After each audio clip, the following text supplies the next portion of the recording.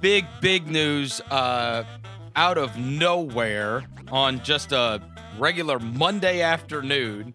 Certainly not when you would have expected to get the news as we are preparing for an NBA Finals, which is now set. It was reported by Adrian Wojnarowski that Doc Rivers is out as the Clippers head coach. He is one of the longest tenured head coaches in the entire NBA. I'll get to that in a moment. I will tell you, I am not surprised that Doc Rivers isn't getting to keep his job with the Clippers. I was surprised with the timing of this because it was shocking to just see it come across on a Monday afternoon that seems rather nondescript. There's nothing going on. And then we find out Doc Rivers is no longer going to be the Clippers coach. What do you know? So I've heard that this was a Steve Ballmer driven decision, not a Lawrence Frank Clippers front office driven decision. In fact, Lawrence Frank, who once coached with Doc Rivers in Boston, obviously helped run the front office together in LA, did fight to keep Doc Rivers as head coach, but it was a Ballmer driven decision, which raises the question for Ballmer. This is really one of his first big moves as an owner here that could change the entire franchise, considering Kawhi Leonard went to LA partially because of the opportunity to be coached and play for Doc Rivers. How much did the players have to do with their exit interviews and feedback for, this decision that Ballmer made? And how much did Ballmer talk to those guys? Yeah, I mean, is there a direct contact between the owner and the players on that team?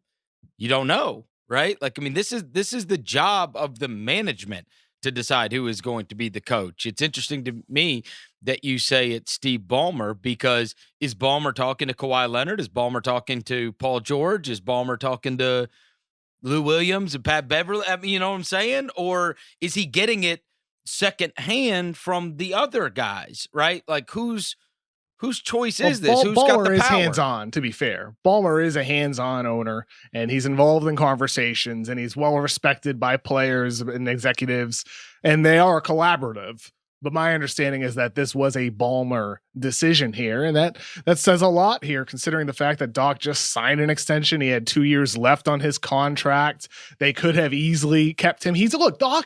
Doc, for all his faults, all the things that he's criticized for, just blew his third 3-1 lead as a head coach in the NBA, in addition to 3 blown 3-2 leads. He's been on that side of that on the side of that many, many times since he was in Orlando. But he's a good coach and he's a good man, and he's meant a lot to this franchise since before Ballmer was there, helping them through the Donald Sterling fiasco, helping run the front office for some time. He's a good coach and a good guy. It's just with Ballmer, very clearly with this decision, he feels like that they can do better. How do you do better? I mean, maybe that's something that the players informed him about. Maybe, with Kawhi's experience with Greg Popovich, he's like, yeah, I mean, he's fine, but we can do better here. Or maybe that there's a candidate out there, maybe already on the Clippers bench. Ty Lue is a candidate out there right now. Sam Cassell, his name has been thrown around with the Rockets recently. Or maybe it's somebody else, like a Jeff Van Gundy, as Woj reported, or maybe a Mike D'Antoni who hasn't been reported. Maybe the Clippers already have somebody lined up that they feel like is an upgrade, because despite all the flaws of Doc, he's not a bad coach, right? He's not a bad coach. He's not a bad coach. I also don't think this is a bad move.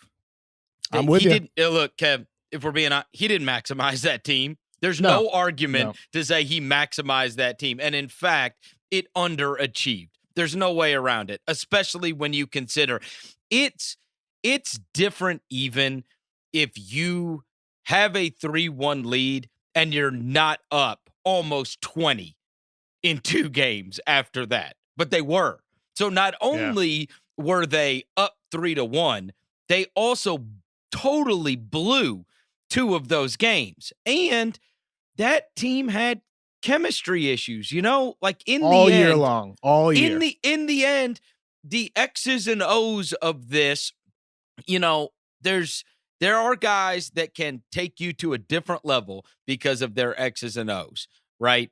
And Doc Rivers always gets credit for out of timeouts and a lot of things that people pay attention to coaching wise.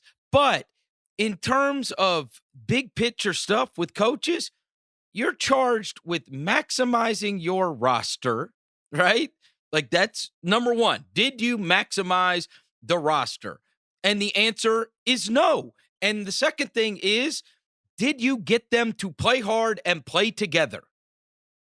The answer is no. I mean, so and they mortgaged their whole damn future for this team. Like somebody has to fall on the sword. Is that all on Doc? Probably not. I mean, he is going to fall on the sword, as you said. And I keep thinking about something Greg Popovich said after Kawhi was traded. And he's like, Kawhi, obviously a great player. He wasn't a leader on this team, though. That was Timmy. That was Manu. That was Patty Mills, right? I mean, he was crediting others for the leadership aspect. And last year in Toronto, when they won it all, Kawhi didn't have to be the leader. That was Kyle Lowry. That was Marcus Gasol. That was other guys on that team. It was Nick Nurse even. Yep. And with this Clippers team, they didn't have those leaders on their team. Kawhi being the way he is, Paul George not being a leader.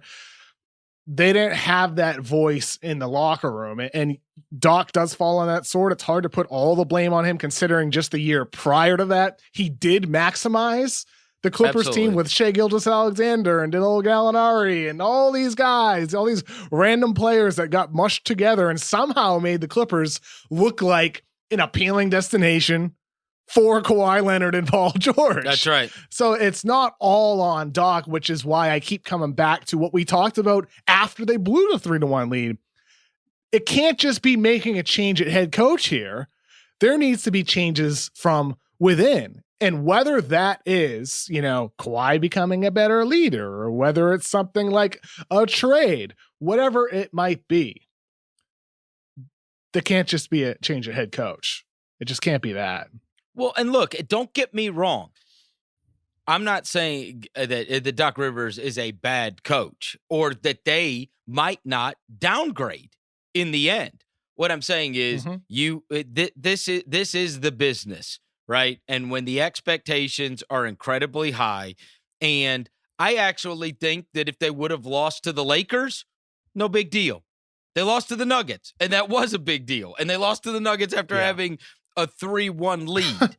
And so it's all in the context of what took place. And, at some point, you've got 3 more games to play. Your coach has to be able to get you to the point where you're disposing of that team, and it's gonna fall back on you. And the other thing is they were poorly coached in that series, Kev.